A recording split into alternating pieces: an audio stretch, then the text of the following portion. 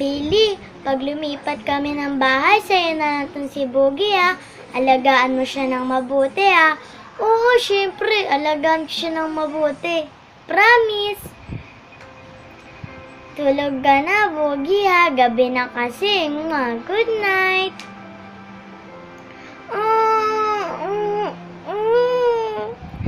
Umaga na. Boogie? Huh? Si Boogie?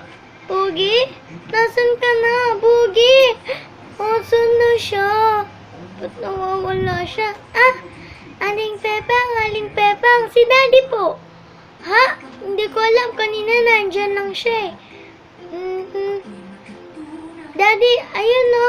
Daddy, si Boogie po. Anak, wala na si Boogie. Tinapon ko na siya. Tay, ba't niyo po tinapon si Boogie? Daddy, ba't niyo po siya tinapon? Ha? Anak, yung manikang yun, pang babae lang yun. Hindi yung pang lalaki. Hindi yung para sa'yo. Pero, gusto ko po si Boogie. Ba't niyo po siya tinapon? Gusto ko po siya.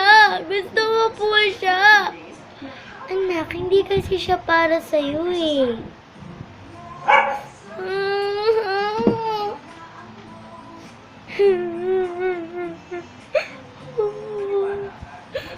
Bakit sila ganun?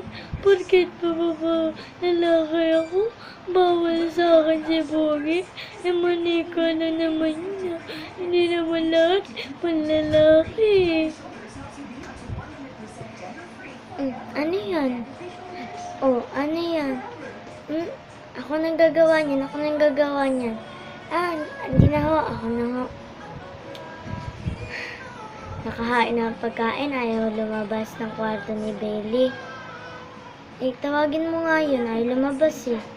Sige po, kausapin ko po siya mamaya. Alam mo, ikaw naman kasi. Hindi naman kasi lahat ng laruan ng mga babae ay bawal sa lalaki. Sino na ba ang nagbatas no na ito lang para sa babae, ito lang para sa lalaki?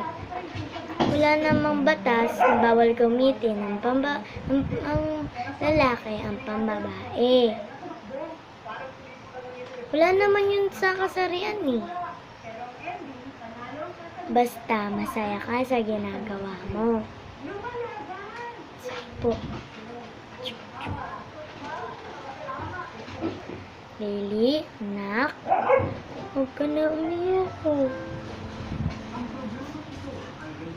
Huwag ka na umiyak. Kasi, pambabae lang ang manika. Hindi naman yung panlalaki. Para po kayo yung nandun sa pusang pusing eh. Yung mga aso po doon na sundalo. And para po sa pusang pusing. Ay, nalaglag. Ulitin ko na naman.